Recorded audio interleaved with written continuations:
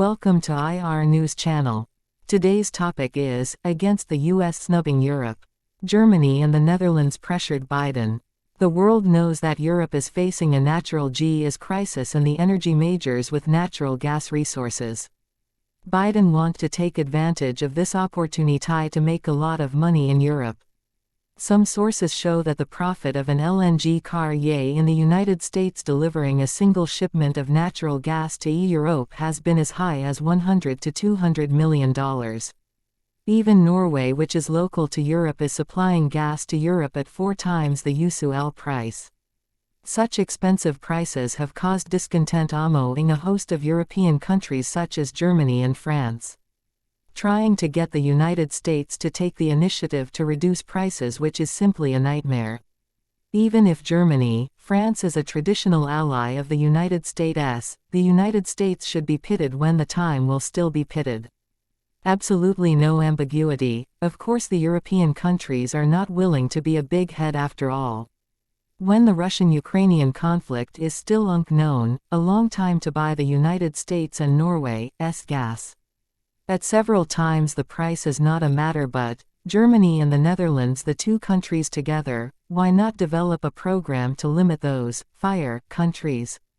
According to media reports, the German and Dutch energy ministers will soon meet in the Czech capital Prague when the two sides will propose a 10-point program to help the EU save energy costs. It is reported that the 10-point plan, named No Regrets Action Plan, is mainly to unite the EU countries to avoid soaring gas prices. In the view of the people concerned, the 10-point program is actually pointed at the United States. After all, the United States is the most difficult to gnaw the bone in Europe. As long as the United States is willing to reduce prices, other countries will naturally follow the price reduction, of course. Germany also want to take this to the White House, let the United States take the initiative to reduce prices. The difficulty is comparable to the sky. For this reason, in the 10-point program plan there are other elements included. For example, if the most affected countries can accept it, then a price cap on imports of Russian gas can be considered. In addition, the EU has decided to reimburse governments for military supplies provided to Ukraine through several rounds of arms financing and the allocation of about €25 billion. Under the European Peace Fund mechanism, here is an account. The EU countries are now the highest aid to Ukraine, as Germany, followed by France and Poland, are also big supporters. This money is enough to reimburse most countries for the cost of support. At the beginning they were indeed reimbursed according to the reported figures, but with the problems in the European economy the reimbursement from the EU and EPF organization has been getting lower and lower. And now it has reached the lowest point. 3 days ago the EU announced that the reimbursement rate had been sharply reduced from 85% at the beginning to 46%.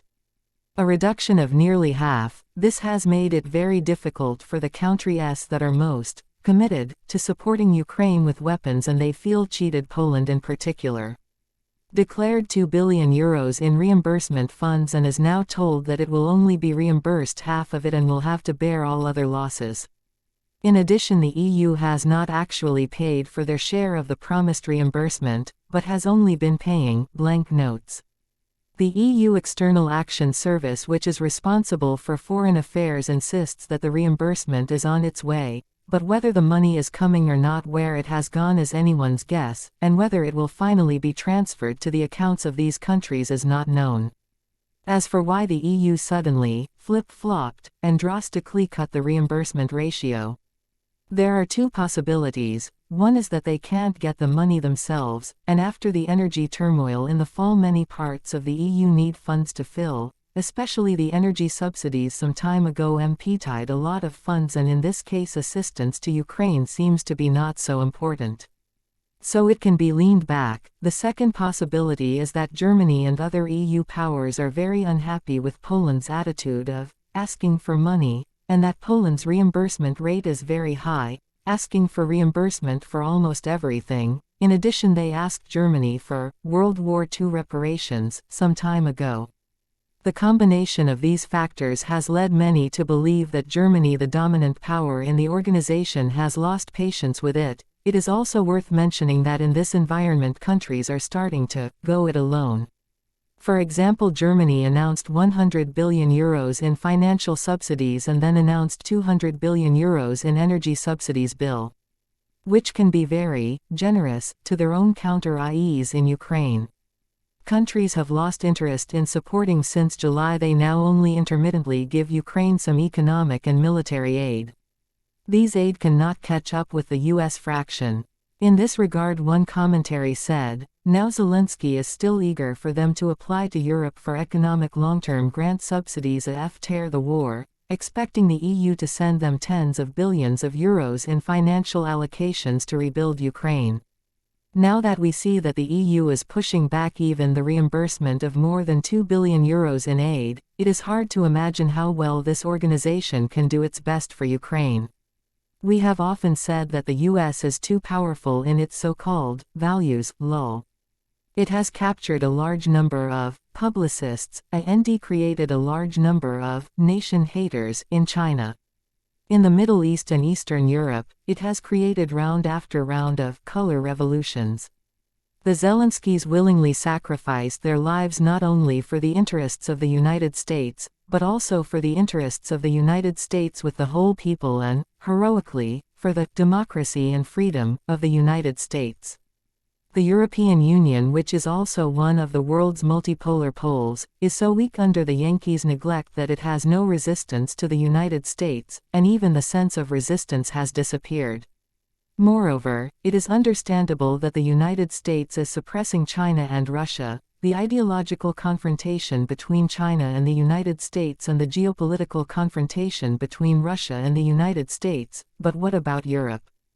Specifically, what about the European Union? The US and Europe are twin allies, who are united in values. Why is the United States so desperate to suppress Europe?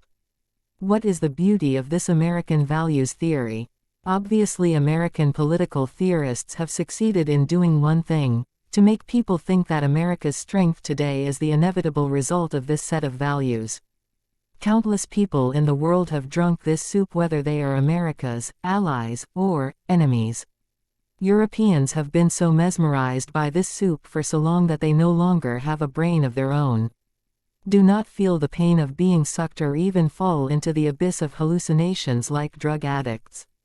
In fact, America is strong neither as a result of values nor how smart and capable the Yanks are, but by robbery. God did give the Yankee the opportunity to rob and to surpass its predecessor, the robber.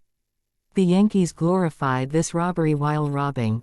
The Yankees have successfully exploited a common psychological flaw of people: their willingness to obey the powerful is much higher than their willingness to obey the truth. A common saying of publicists is, "If you say America is so bad and so bad, why are they so powerful?" In fact, the values preached by the United States are not the cause but the result of America's power, higher than their willingness to obey the truth. A common saying of publicists is, "If you say America is so bad and so bad, why are they so powerful?" In fact, the values preached by the United States are not the cause but the result of America's power.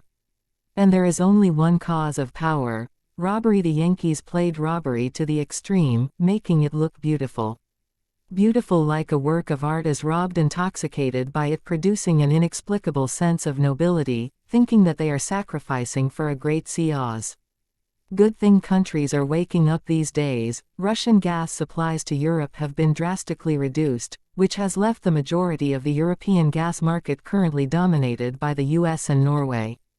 The practice of setting a price cap on Russian gas actually paves the way for the return of Russian gas to the European market. If the price cap is acceptable to Russia, the day will not be far off when Russian gas will be able to re-enter the European market. This is the most unwilling situation for the United States. After so much effort, Europe finally down to get rid of the Russian energy dependence and instead send a lot of wealth to the United States.